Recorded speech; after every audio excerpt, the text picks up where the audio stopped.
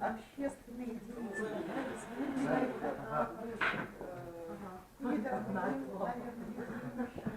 ведется большую работу на территории республики.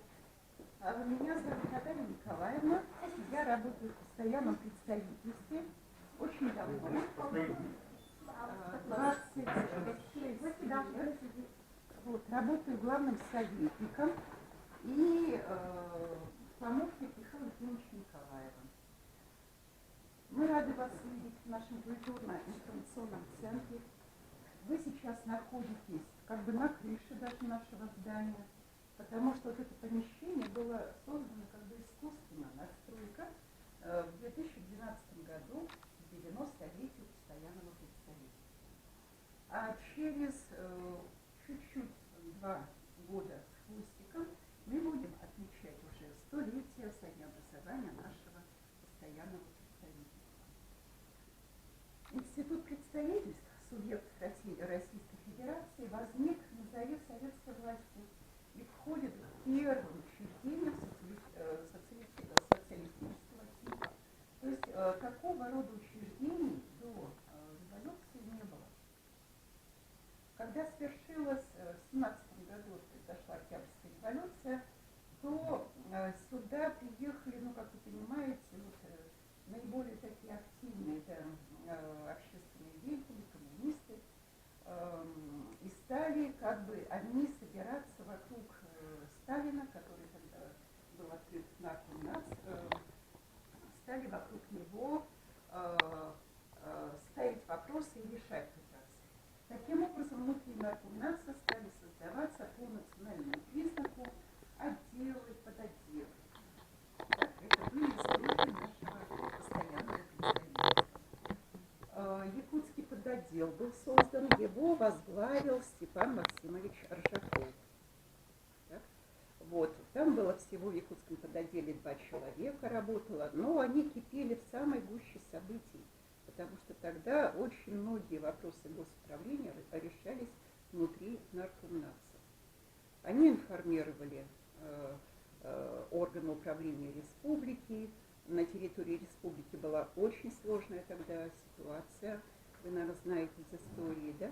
Вот. Но, тем не менее, значит, 16 марта вышел декрет ЦИК о том, что образовано постоянное представительство, ну, а 27 апреля, да, тоже декретом ЦИК была образована наша автономная тогда Якутская Советская Социалистическая Республика. Так получилось, что спустя 80 лет примерно, да, круг замкнулся территориально, потому что первое здание, где располагалось постоянное представительство, было совсем недалеко от этого здания, в районе Москвы, который назывался район Красные Ворота, потому что тут до какого же года, по-моему, в 27 году снесли Красные Ворота, которые были установлены еще при Петре Первом, по-моему, да, в честь победы в Полтавской битве. Очень красивое было сооружение, но сейчас в этом месте проходит Садовое кольцо. Так? Вот. Здание, в котором располагалось постоянное представительство, было снесено в 1979 году. Это накануне Олимпийских игр, которые проходили в Москве. До этого года оно стояло, и многие его помнят, это здание. Это был двухэтажный особняк, который, видимо, занимал какой-то очень состоятельный человек. Основательно было построено здание, потому что, говорят, оно никак не хотело как бы, да, ликвидироваться с лица земли. Вот. И тогда в этом здании и сотрудники жили, и работали одновременно. И там же первые вот месяцы жил и работал Максим Кирович. Потом, правда, потом уже он не один раз возглавлял, да, постоянное представительство. Летом он был вынужден уехать, у нас на территории разгорались очаги гражданской войны. Не все сразу приняли, да, восприняли Октябрьскую революцию. Вот, он вернулся, и его заменили уже, пошла череда, потом он вернулся еще раз в 27 году возглавлял. Вот. Значит, на первом этаже и на втором располагались сотрудники жилые комнаты. Вот, в подвальном помещении жили студенты, наши первые студенты, которые приехали учиться в Москву. Тогда и в Москве тоже, конечно же, и 20-е, и даже 30-е годы было и голодно, вот, и лекарств не хватало. И постпредство уже тогда начинало отвлекать студентов, чем мы продолжаем заниматься и сейчас. Значит, история постоянного представительства, она, конечно же, отражает абсолютно историю страны, потому что мы являемся учреждением, которое обеспечивает связь, да, между федеральными органами власти и республиканскими. И поэтому все и радости, да, которые на протяжении столетней истории праздновали в стране, и все горести, да, они, естественно, отражаются на судьбе постоянного представительства.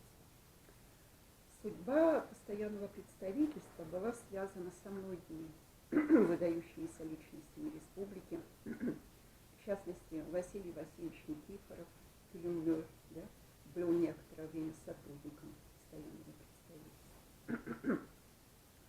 Очень тесно сотрудничал с постоянным представительством Алексей Алексеевич Кулаковский. Вот. И так уж получилось, что и в последний путь его провожали тут в Москве сотрудники постоянного представительства. Сохранилось вот в книгах там неизвестной страницы Максим Кирович Амосов, да, как они вот отслеживали его здоровье, что он просил, об этом писал Амосову Винокуров Иван Николаевич Постпредед, вот при нем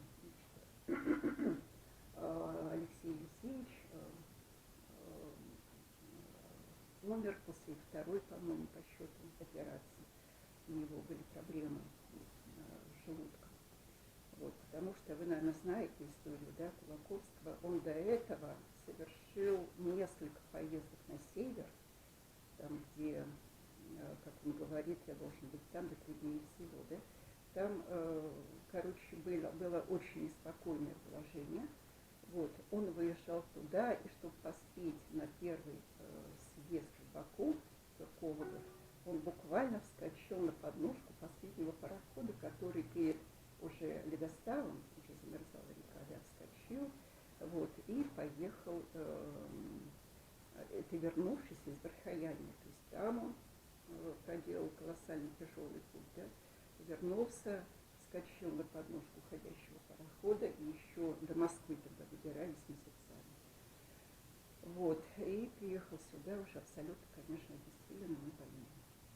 Вот. Значит, вот в этом здании, вот я уже сказала, что спустя 80 лет мы, проделав круг, сменив примерно 5 адресов по Москве, в 91 году обосновались в этом здании. Это здание Михаил Ефимович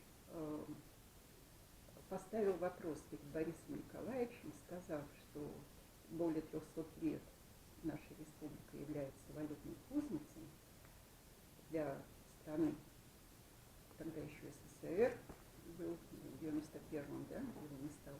Значит, и мы бы хотели достойно в столице страны представлять свою республику.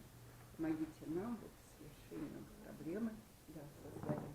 Да, и Борис Николаевич предоставил нам вот это здание, в котором мы работаем с 91 года.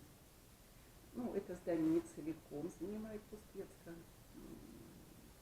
Штат Пуспецка не такой большой. Тут много разных наших республиканских организаций, включая филиалы Комдокмета и железной дороги Якутии.